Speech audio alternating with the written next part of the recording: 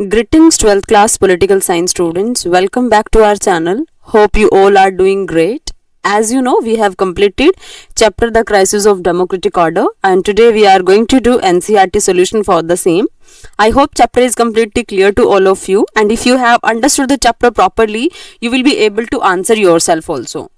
So first question from you is asking, state whether the following statements regarding the emergency are correct or incorrect. आपको just ये बताना है कि आपको statements जो गिवन है वो इमरजेंसी के पॉइंट ऑफ व्यू से करेक्ट है या इनकरेक्ट है.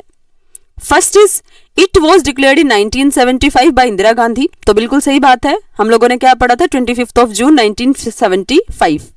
मिडनाइट में क्या हुई थी, अनाउंसमेंट हुई थी by president of our country. तो this statement is completely correct that it was declared in 1975 by Indira Gandhi. Second, it led to the suspension of all fundamental rights. आप लोगों ने जब चैप्टर पढ़ा था तो आपने बड़े अच्छे तरीके से पढ़ा था कि सारे के सारे फंडामेंटल राइट्स को सस्पेंड कर दिया गया था, सस्पेंशन हो गया था. हम लोगों ने क्या पढ़ा, आर्टिकल 32, आर्टिकल 226, जिसके थ्रू हम लोगों के पास राइट्स होते हैं कि हम जुडिशरी के शेल्टर में जा सकते हैं अगर कोई हमारे फंडामेंटल राइट्स को एक्सप्लॉइट करता है, उनको सस्पेंड करता है. बट यहाँ पे क्या हुआ था, यहाँ पे वो वाला फ्रीडम भी, वो वाला राइट भी, राइट टू कॉन्स्टिट्यूशनल रेमेडीज, वो भी क्या कर दिया था, उसका भी सस्पेंशन हो गया था. तो इट मीन सारे के सारे फंडामेंटल राइट्स सस्पेंड हो गए थे. We have also understood the situation of the people कि कितनी क्रिटिकल सिचुएशन में थे. गवर्नमेंट के अगेंस्ट कुछ बोलने की फ्रीडम थी नहीं लोगों के पास. इवन प्रेस पे भी पूरा का पूरा कंट्रोल था और सारे के सारे फंडामेंटल राइट्स को गवर्नमेंट ने स्नैच कर लिया था. Third is it was proclaimed due to the deteriorating economic condition. क्या ये जो इमरजेंसी हुई थी ये ऐसी पोजीशन की वजह से हुई थी जो हमारी इकोनॉमिक कंडीशन की वजह से थी? Economic condition was the factor, ऐसी वजह से हुई थी.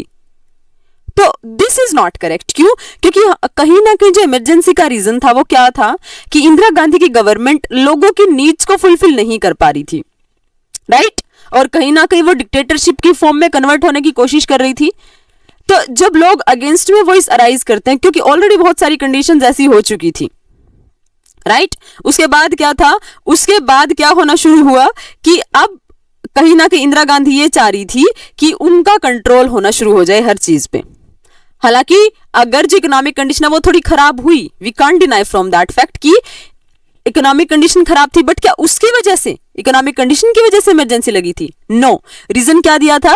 रीजन ये दिया था कि कंट्री में इंटरनल डिस्टर्बेंस है, राइट? कंट्री का सिस्टम प्रॉपर्ली नहीं चल पा रहा है, इसलिए आर्टिकल 352 के अंडर इमरजेंसी लगी थी, right? I hope clear to all of you.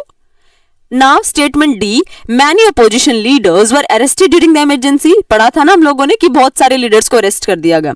और वैसे हमारी कंट्री में क्या होता है, हैबिस कार्पस, कि अगर किसी पर्सन को अरेस्ट किया तो within 24 hours it is mandatory to represent that particular person in front of the court.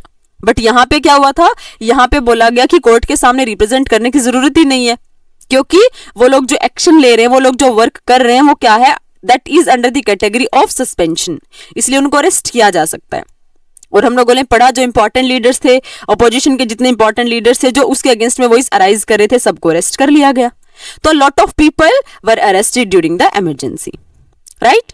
उसके बाद CPI supported the proclamation of the emergency. क्या जो कम्युनिस्ट पार्टी ऑफ इंडिया थी उसने सपोर्ट किया था इमरजेंसी के प्रोक्लेमेशन को? So we have understood yes कि उसने प्रोक्लेमेशन किया था, right? Fine.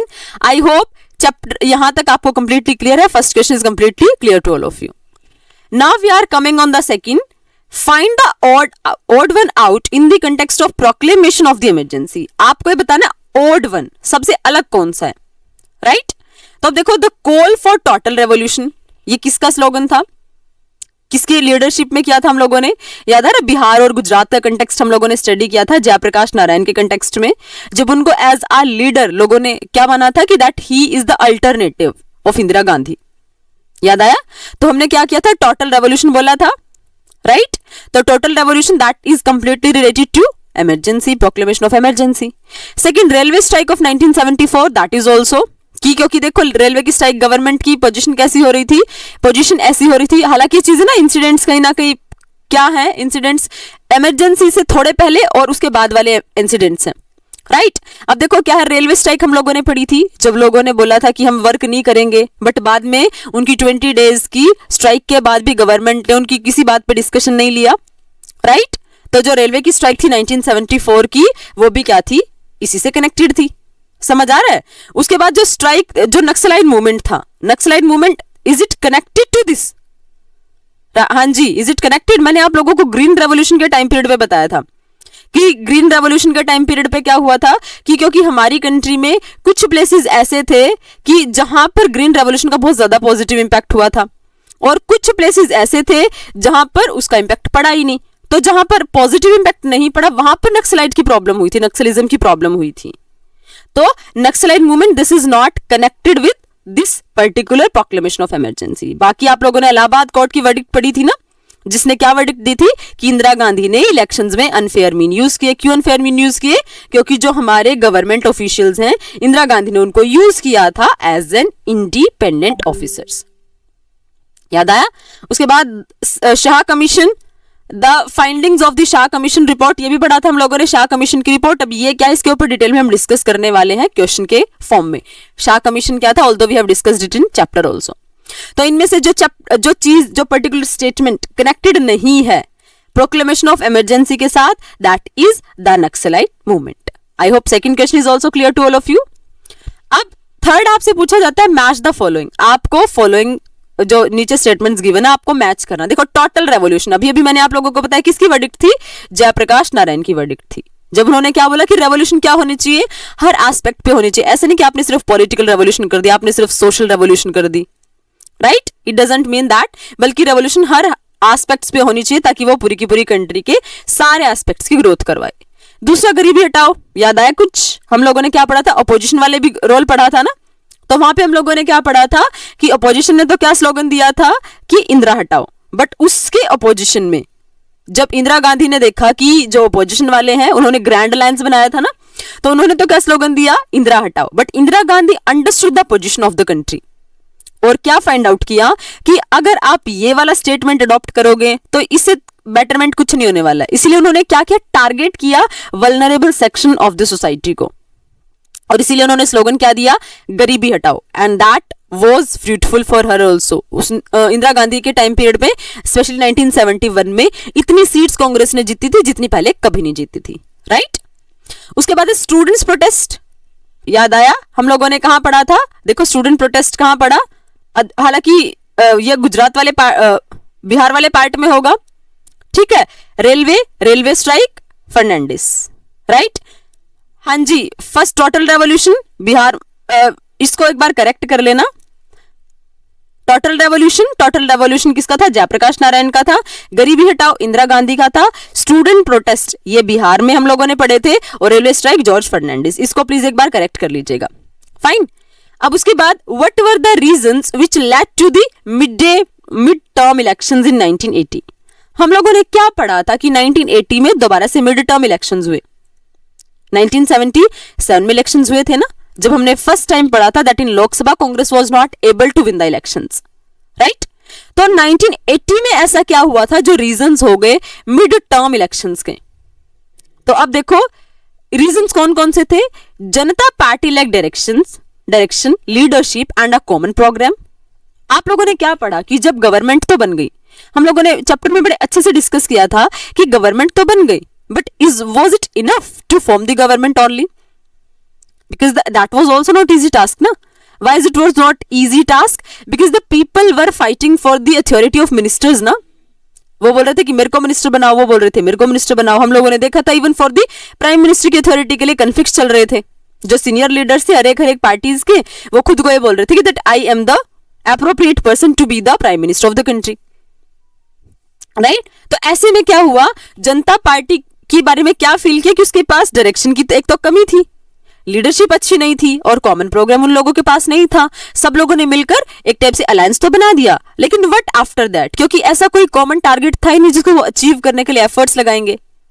Right, second, Janata party government could not bring a fundamental change in politics in policies pursued by Congress. हम लोगों ने क्या पढ़ा कि 1977 में जब इलेक्शंस हुए तो क्यों लोगों का ट्रस्ट खत्म हो गया जनता पार्टी से? क्यों दोबारा से 1980 में कांग्रेस आएगी?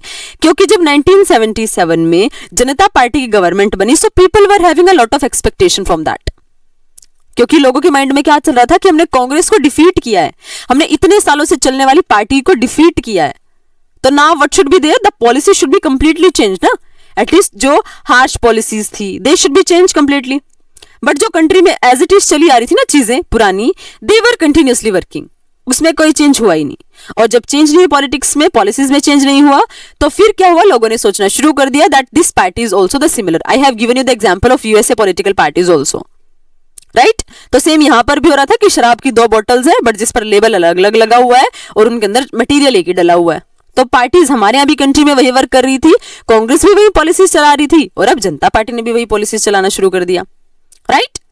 थर्ड क्या हुआ, there was a split in Janata Party and the government led by Morarji Desai which lost its majority in less than 18 months. फिर हमने क्या पढ़ा कि अब लोगों में ना स्प्लिट होना शुरू हो गए, राइट। हमने पढ़ा था ना कि आइडियोलॉजिकल डिफरेंसेस होना शुरू हो गए। तो जब आइडियोलॉजिकल डिफरेंसेस होंगे तो वी हैव अंडरस्टूड कि कांग्रेस का भी स्प्लिट हुआ था। अब जनता पार्टी में अगर डिवीजन होगा आइडियाज के बेसिस पे लोगों का, तो उसका भी स्प्लिट होगा, राइट। और जो गवर्नमेंट थी जिसके हम लोग क्या पढ़े थे, प्राइम मिनिस्टर कौन बने थे, मोरारजी देसाई। अब जब स्प्लिट होना शुरू हुआ तो उन्होंने क्या बोला, जो अपोज वाले पीपल थे, अपोज कर रहे थे गवर्नमेंट की पॉलिसीज को, तो उन्होंने क्या बोला, हम अपना सपोर्ट वापस लेते हैं। वो स्प्लिट हुआ, जैसे स्प्लिट हुआ तो मेजोरिटी खत्म हो गई, समझ आया। और हमारी कंट्री में क्या होता है, हमारी कंट्री में गवर्नमेंट बनने का मतलब है दैट पर्टिकुलर पार्टी और that alliance, that coalition should have majority in the Lok Sabha, right. But यहां पे क्या हुआ, जैसे ही सपोर्ट वापस हुआ तो क्या हुआ, जो मेजॉरिटी थी वो खत्म और गवर्नमेंट 18 मंथ से कम टाइम पे खत्म हो गई, कोलैप्स हो गई, राइट।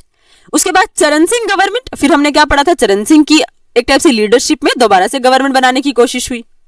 चरण सिंह को सपोर्ट किसने किया था, कांग्रेस ने। And I have told you that was also political stunt, क्योंकि कांग्रेस क्या चाह रही थी, कांग्रेस यही चाह रही थी कि कैसे भी करके इन गवर्नमेंट को गिरा दो ताकि दोबारा से इलेक्शंस हो जाएं। तो फिर किसको चांस दिया गया, चरण सिंह, जिसके बारे में हमने क्या पढ़ा था, जिनके बारे में that he was a farmer leader, right. So Charan Singh government was formed due to support of Congress party which later decided to withdraw its support resulting resignation of Charan Singh government within 4 months. और क्या हुआ कि जब चरण सिंह की government form हुई, Congress party के support की वजह से फॉर्म हुई, बट फिर क्या हुआ, उन्होंने कांग्रेस ने जानबूझ के सपोर्ट दिया पहले तो, और फिर अपना सपोर्ट वापस ले लिया। और जब सपोर्ट वापस लिया तो फिर क्या हुआ कि चरण सिंह की गवर्नमेंट भी कोलैप्स हो गई, क्योंकि सपोर्ट के बिना गवर्नमेंट चलती नहीं। क्यों नहीं चलती, क्योंकि मेजोरिटी खत्म हो गई थी, राइट। उसके बाद all the above mentioned reasons let mid term elections of 1980 which defeated Janata party and again Congress led by Indira Gandhi came back to power by winning 353 seats. और फाइनली क्या हुआ, अब लोगों ने ये देख लिया कि सारी की सारी पॉलिटिकल पार्टी सेम है, कोई कुछ कर नहीं रहा है, सभी किसी के पास कोई ऐसा कोई एजेंडा नहीं, कोई स्पेशल वाला कि उनको कुछ स्पेशल टास्क करने हैं। तो यहां पर क्या हुआ, अब जब गवर्नमेंट कोलैप्स हुई तो now it was the time for the mid term election. Mid term elections कौन से होते हैं, जब कोई एक गवर्नमेंट अपना टेन्योर पूरा ना कर पाए तो उस टाइम पीरियड में जो इलेक्शंस होते हैं they are known as mid term election. वैसे तो जनरल इलेक्शन क्या होते हैं, फॉर 5 years, राइट। बट अगर गवर्नमेंट अपना टेन्योर पूरा नहीं कर पाए तो 5 years से पहले भी इलेक्शंस हो जाते हैं, और उन इलेक्शंस को बोलते हैं मिड टर्म इलेक्शंस। तो यहां पे फाइनली क्या हुआ, 1980 में मिड टर्म इलेक्शंस हुए and Congress was able to get victory here again, that was able to win 353 seats, right. और यही वो रिस्पॉन्सिबल पोजीशन थी, सिचुएशन थी, जिसकी वजह से हमारी कंट्री में 1980 में दोबारा से मिड टर्म इलेक्शंस हुए। फाइन, आई होप यहां तक क्लियर है आपको। अब उसके बाद Shah commission, that I was saying to you that we are going to discuss it in detail. Shah commission was appointed in 1977 by the Janata party government. एक Shah commission था जिसको जनता पार्टी की गवर्नमेंट ने अपॉइंट किया था 1977 में। Why was it appointed and what were it's findings. अब क्यों तो इसकी अपॉइंटमेंट हुई और क्या इसकी फाइंडिंग्स थी, इसने क्या फाइंड आउट किया कि क्या हमारी कंट्री में प्रॉब्लम्स है।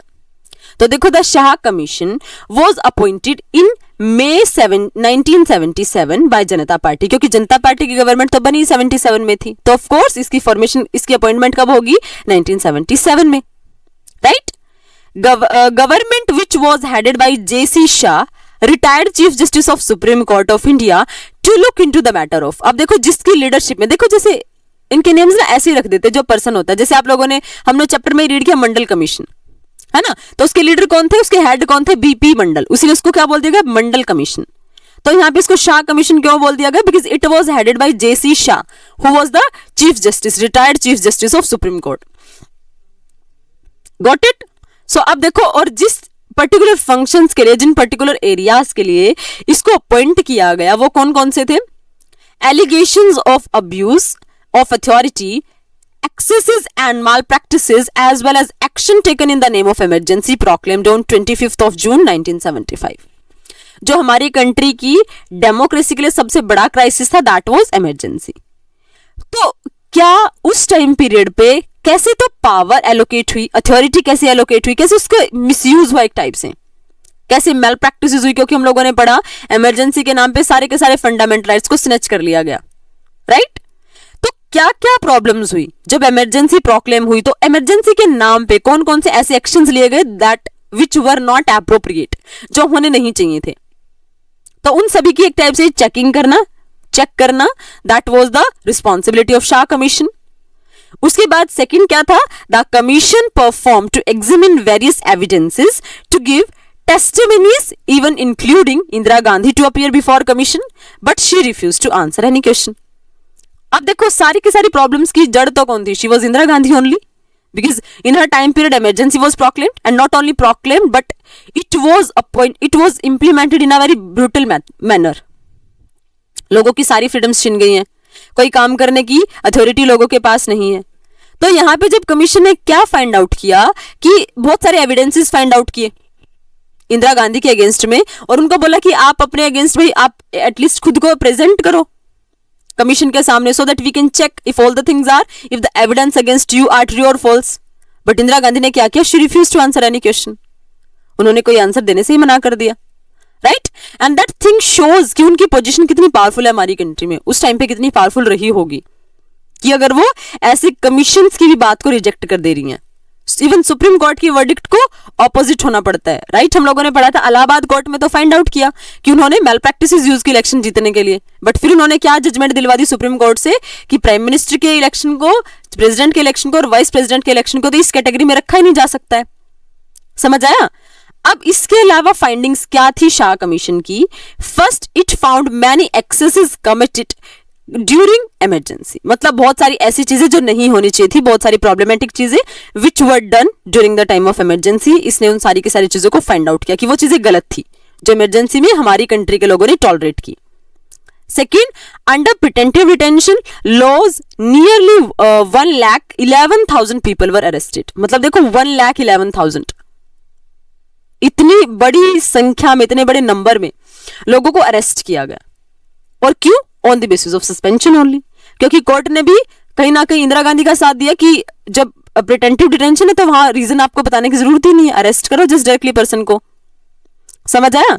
उसके बाद third, press censorship took place without any proper legal sanction, और प्रेस की सेंसरशिप थी जिसने विदाउट प्रॉपर लीगल सैंक्शन, मतलब प्रेस की इतनी फ्रीडम हम लोगों ने स्नैच कर ली उस टाइम पे इंदिरा गांधी के टाइम पीरियड में कि इलेक्ट्रिसिटी तक कट कर ली थी ताकि वो इमरजेंसी के अगेंस्ट में कुछ पब्लिश ना कर पाए।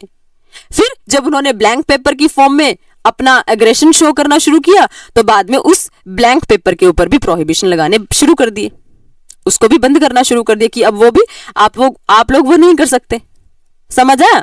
उसके बाद even general manager of Delhi power supply corporation received verbal orders from the officers of lieutenant governor of Delhi to cut electricity to all the newspaper press at 2 AM on 26th of June 1975। और देखो कितनी harsh policy है, कितनी खराब policy है, क्योंकि देखो 25th night को क्या हुआ है, 25th की नाइट को इमरजेंसी प्रोक्लेम हुई है, तो जाहिर सी बात है, ऑब्वियस सी बात है कि वो 26 को न्यूज़पेपर में वो चीजें पब्लिश होने वाली हैं। लेकिन क्या हुआ कि पहले ही कॉल आनी शुरू हो गई, जो न्यूज़पेपर के एडिटर्स वगैरह उन लोगों को वर्बल ऑर्डर्स आने शुरू हो गए कि उनकी क्या होगी, उनकी इलेक्ट्रिसिटी, जो लेफ्टिनेंट गवर्नर थे दिल्ली के, उनको क्या ऑर्डर आए कि कट कर दो इलेक्ट्रिसिटी सारे के सारे न्यूज़पेपर्स की, और वो कब कट कर दो, रात, मतलब जो सुबह के 2 बजते हैं उस टाइम पे on 26 of June। And what was the reason behind it, ताकि कुछ पब्लिश ही ना हो। समझ आया। इट मीन्स ये सारी की सारी चीजें थी जो फाइंडिंग्स थी शाह कमीशन की. And all these things were showing to us that everything that was done on the name of emergency, that was completely incorrect. That was not fair. That's why it is considered as the crisis of democratic order in our country. Right? Next, sixth question is asking from you, what reasons did the government give for declaring a national emergency in 1975? अब कौन से reasons थे जिसकी वजह से government ने declare कर दी national emergency 1975 में? कोई तो रीजन रहा होगा, क्योंकि जिसकी वजह से गवर्नमेंट ने इमरजेंसी डिक्लेयर कर दी. तो देखो कौन कौन से थे. Emergency was proclaimed in response to petition filed by Raj Narayan to declare Indira Gandhi's election invalid. और इसी के बिहाफ पे क्या हुआ था, हम लोगों ने जो ट्रू और करेक्ट और इनकरेक्ट स्टेटमेंट थी कि क्या इकोनॉमिक बेसिस पे इमरजेंसी प्रोक्लेम हुई थी, तो दैट वाज इनकरेक्ट. क्यों?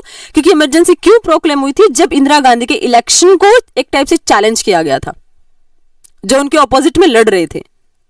और कहीं ना कहीं इलाहाबाद हाईकोर्ट ने तो बोला भी था दैट यस कि उन्होंने प्रॉपर मेथड यूज नहीं किए, गवर्नमेंट ऑफिसर्स को अपने पर्सनल बेनिफिट के लिए यूज किया, अपने कैंपेनिंग के लिए यूज किया.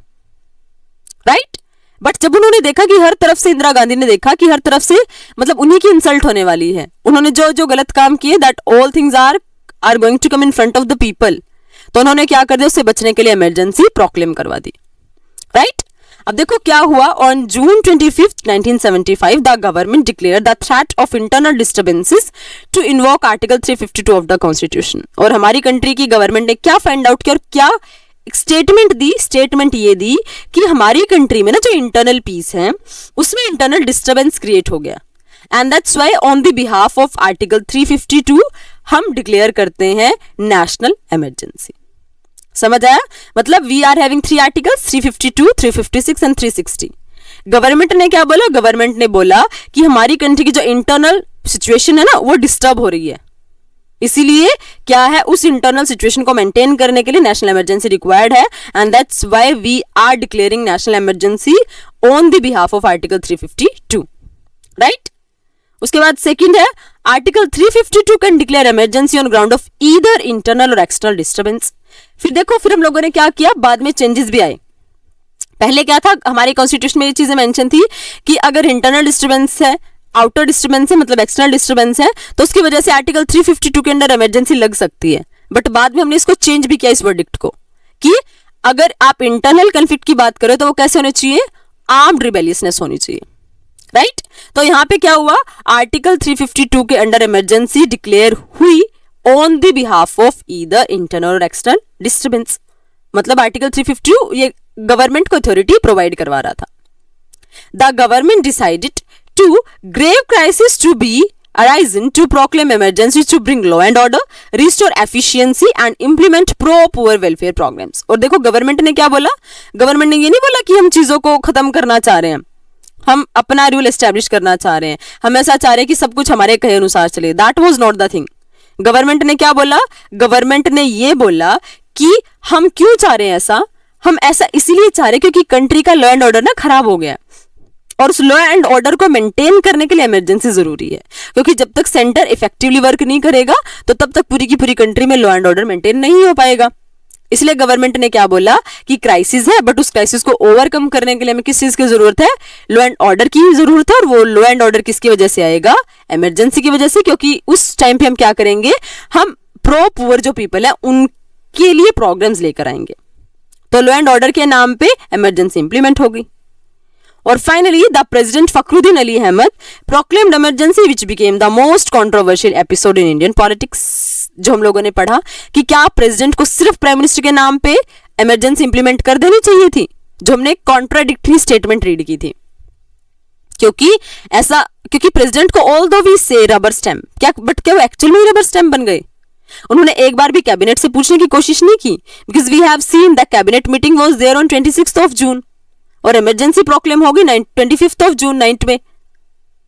तो प्रेसिडेंट ने फाइनली क्या चेक किया, उन्होंने तो कुछ चेक ही नहीं किया. On the recommendation of prime minister only he give the recommendation that yes emergency should be proclaimed. तो ये सबसे इमरजेंसी प्रोक्लेम होने में सबसे कंट्रोवर्शियल एपिसोड था हमारी इंडियन पॉलिटिक्स का. ये सारे वो रीजन थे जिसकी वजह से गवर्नमेंट ने क्या कर दी, इमरजेंसी डिक्लेयर कर दी. राइट? आई होप यहाँ तक आपको 6 के 6 क्वेश्चन कंप्लीटली क्लियर है, but if you are having doubts you can ask your doubts in comment section. Last 3-4 questions which are remaining we will do in next part. Till then, keep revising, stay connected. Thank you. Thanks a lot.